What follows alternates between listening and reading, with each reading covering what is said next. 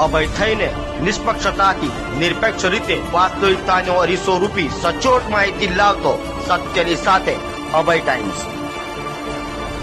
સુરતથી મહાકુંભ જઈ રહેલી તાપ્તી ગંગા એક્સપ્રેસ ટ્રેન પર મહારાષ્ટ્રના જલગાંવ પાસે પથ્થરમારો થતા ટ્રેનના કાચ તૂટી ગયા હતા, જેને લઈ મુસાફરોમાં ભય ફેલાયો હતો। હાલ ઉત્તર પ્રદેશના પ્રયાગરાજ ખાતે મહાકુંભ મેળો શરૂ થઈ ગયો છે અને દેશભરમાંથી ભક્તો મહાકુંભમાં જઈ રહ્યા છે। ત્યારે સુરતથી મહાકુંભ મેળામાં જતી Tapti Ganga express train Udhna railway સ્ટેશનથી ઉપડીને પ્રયાગરાજ જઈ રહી હતી। તે સમયે પથ્થરમારો થયો હતો। મહારાષ્ટ્રના જલગાંવ પાસેથી પસાર થઈ રહેલી ટ્રેન પર પથ્થરમારો થતા મુસાફરોમાં ડર જોવા મળ્યો હતો। ટ્રેનના B6 કોચ ઉપર પથ્થરમારો થયો હતો, જેને લઈ બારીના કાચ તૂટતા શ્રદ્ધાળુઓમાં ભય ફેલાયો હતો। ટ્રેનની અંદર યુવાનો સહિત મહિલાઓ, બાળકો અને વૃદ્ધો હતા, તો ટ્રેનના પેસેન્જરોએ વિડીયો સોશિયલ મીડિયામાં વાયરલ કર્યો હતો। आज तारीख 12 જાન્યુઆરી 2025 અમે સુરત ઉધનાથી પ્રયાગરાજ મહાકુંભ માટે જઈ રહ્યા છીએ। આ પહેલી ટ્રેન છે મહાકુંભમાં શાહી સ્નાન માટે। અમે બધા અમારા ફેમિલી સાથે મુસાફરી કરી રહ્યા છીએ। ત્યારે 3:20 જલગાંવથી 3 કિલોમીટર આગળ અચાનક પથ્થરમારો થયો।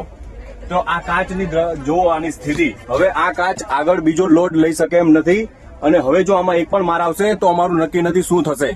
અમને તાત્કાલિક આગળનું જે નેક્સ્ટ સ્ટેશન આવે ત્યાં અમને તાત્કાલિક પ્રોટેક્શન આપો।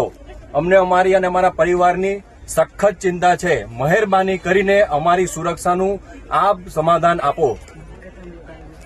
મારા માતૃશ્રી પણ અમારી સાથે છે, ભાઈ, કાકા, અમે બધા ફૂલ ફેમિલીમાં છીએ।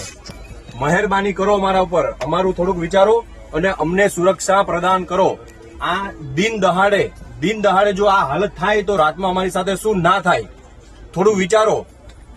અમે ધાર્મિક કામ માટે જઈએ છીએ, ધાર્મિક માટે જઈએ છીએ, મહાકુંભમાં સ્નાન માટે। અને આ ટ્રેનમાં, આ કોચમાં ઘણા બધા જે છે બધા મહાકુંભમાં આવે છે। દિન દહાડે જો આ થતું હોય જલગાંવથી આગળ ભૂસાવલની વચ્ચે, તો રાત્રે શું ના થઈ શકે। આગળ પણ હજી મહાકુંભની જેટલી ટ્રેનો છે એ બધી ટ્રેનોની સુરક્ષા માટે આપ કાળજી કરો, ખાસ કાળજી આપો, ખાસ સુરક્ષા। રેલવેમાં 139 માં કમ્પ્લેન પણ કરી, રેલવેના કમ્પ્લેન નંબર 139 માં કોલ કર્યો છે। એટલે હવે જોઈએ એ લોકો ક્યારે જાગે અને અમારી પાસે આવે અમને મદદ કરવા માટે। અમને અત્યારે સિક્યુરિટી જોઈશે, કારણ કે આ હવે સહન કરી શકાય એમ નથી કાજ। એટલે અમને મહેરબાની કરીને સિક્યુરિટી પ્રોવાઈડ કરો।